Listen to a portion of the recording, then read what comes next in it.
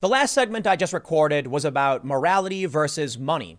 And one of the big factors in this upcoming election, in my opinion, is going to be whether or not the left can actually win the moral argument. And I think the answer is they can't.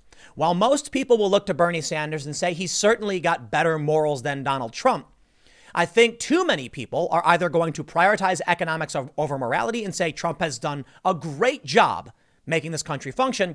But more importantly, will anyone truly believe that the far left is acting morally and ethically? While some people who aren't really paying attention might think so, because they hear wonderful things about love, respect, and empathy, in practice, it doesn't really work that way. In which case, I think the morality question is out the window. And people are going to look to Nancy Pelosi shredding the speech of Donald Trump. They're going to look to protesters shutting down Bernie Sanders and Pete Buttigieg. And they're going to say there are no discernible morals, ethics, or principles on this side. In which case, you can have a bunch of crazies on one side, a bunch of crazies on the other, but at least the crazies on the right are making the economy work right. Take a look at this story. You're homophobes. Buttigieg supporter yells at queer protesters at Buttigieg fundraiser. This immediately reminded me of a very famous and powerful image. Think for a second. You have a Buttigieg event. Pete Buttigieg, he is a gay married man. He's actually doing really, really well in this election cycle, in the primary so far. And queer protesters got up to protest. So Buttigieg supporters called them homophobes. Can you think of any powerful image that might remind you of? How about the great two Spidermans pointing at each other? Yeah, that's exactly what I think of when I see this. And that's the problem the left has. How were you supposed to know what morality is when they're protesting each other for literally the same things? Doesn't make sense, does it? Now, I think at a certain point, people get tired and say, I just don't care anymore. I don't know what is or isn't defensive. Morality doesn't exist. Therefore, vote for the crazy orange guy who put money in my pocket, right? Let's read the story. Daily Caller reports a supporter at a 2020 Democratic presidential candidate, Pete Buttigieg's private fundraiser, yelled at queer protesters Friday and told them they were homophobes. Two queer activists stood up at the Buttigieg fundraiser in San Francisco and shouted, "Boot edge edge, boot edge edge." I mean, that's like a pro Buttigieg thing, right? After the former South Bend, Indiana mayor was asked a question about his husband, Chasten Buttigieg, The Guardian reported. Protesters carrying Queers Against Pete signs gathered outside the event. They are part of a growing coalition of queer voters who say Pete Buttigieg is not representative of their stances, the publication reported. And let me just tell you what goes down when these protesters stand up at a Democrat event, one of the first front-running gay married men ever to run for politics in this country. And everyone groans when they start protesting. And I got to be honest, I'm not saying this to be mean, but I did laugh, a hearty laugh, when I watched this video. Because it's like, now you know what it's like. All of these people at this event for Pete Buttigieg who stood up and clapped when protesters did the same thing to moderates and conservatives now get to reap what they have sown as one of the leading candidates. Pete Buttigieg is literally the front runner right now. I mean, I guess for a lot of reasons saying Bernie Sanders is because he's winning the popular vote, but Buttigieg is leading the delegate count. So you can argue he is a front running candidate and he happens to be gay married and people literally protested him. Congratulations. You have fostered this culture for too long, and now it's come back to bite you in return. So there is a cathartic release, I would say, in watching these people have to deal with these protesters that they've supported. There's no morality. Nothing makes sense. It's literally Queers Against Pete being called homophobes. Look, quote, "I respect your activism, but this is a gathering for supporters of our campaign, and I just got a question about my husband, and I'm really excited to answer it," Pete Buttigieg said from the stage, according to The Guardian. After the activists were escorted from the building, a Buttigieg supporter yelled at the protesters, "You're homophobes. That's what you all are. You're homophobes." And that's all anyone saw because none of it made sense. His words are meaningless, and so were theirs. It's just like watching two dogs on the other side of a fence, barking and snarling at each other. You're like, you're both so dumb. I know that if I open this fence, you're going to both run away. No one's going to know who's the good guy or the bad guy because there isn't one. It's just pot calling the kettle black.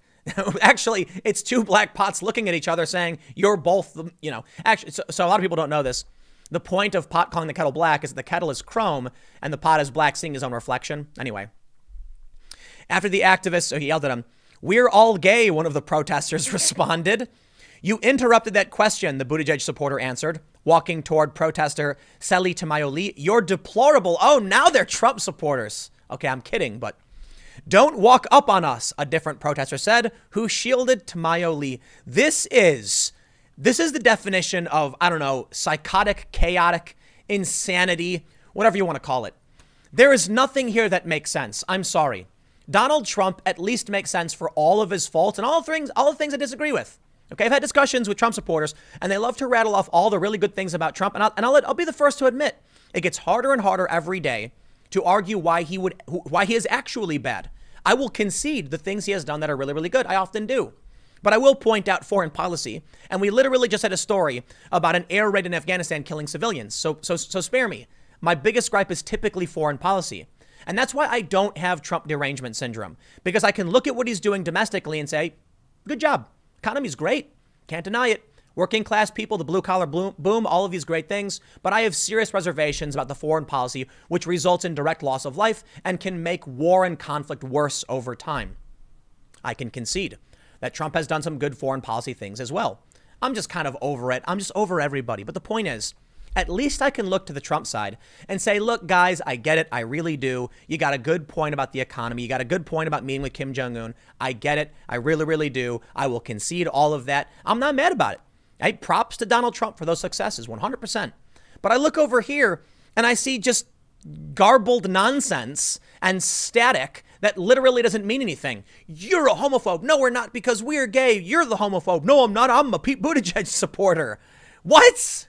No one's arguing anything. These people aren't actually saying anything. They showed up at an event to yell and did nothing. You're walking up on us, going up on us because we're gay men, the supporter said. You're horrible. They're both saying the same thing to each other.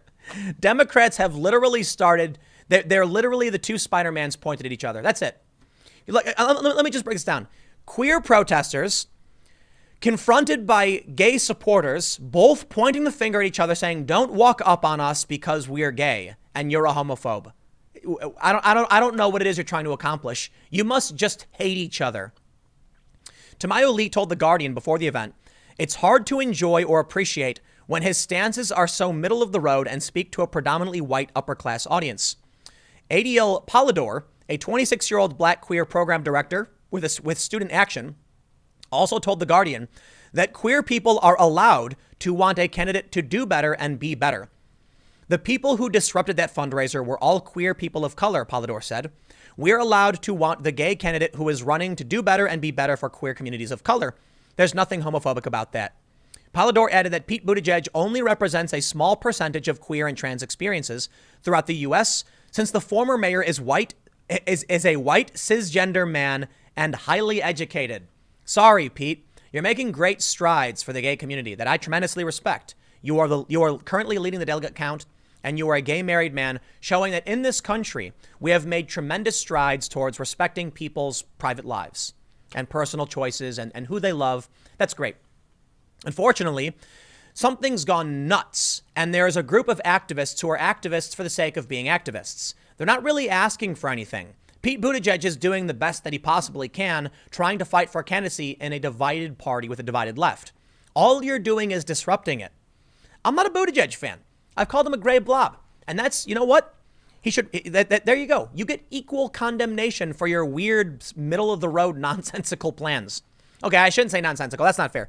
Pete Buttigieg just doesn't really have any kind of X factor, you know? I call him a gray blob because he's entirely generic in his policies and in his character. And that's probably why he's doing so well, because he's the closest thing to a normal, like, mainstream kind of politician. Bernie Sanders is particularly unique. Joe Biden is out there. Warren is just a liar. And I don't know who else you really have. They're all kind of, they're very unique in certain ways. So I guess what I should probably say is not that Pete Buttigieg represents a mainstream politician, but that him being generic is safe. There's no big questions about it. He comes off like he's familiar. And it's true. You could point out that he is a white cisgender man, sure, fine. But it was the Democratic establishment The DNC, who said they wouldn't change the rules or even accept new polls to allow Yang or Gabbard or Booker to attend their, the event. Hence, you end up with queer protesters of color trying to shut the event down. You fostered this. You embraced it. I don't know what to tell you. You reap what you sow. The Democratic establishment had every opportunity to cater to people like me with sensible policy, with charismatic leaders who embraced free speech and rejected this woke insanity. And I've said it before and I'll say it again.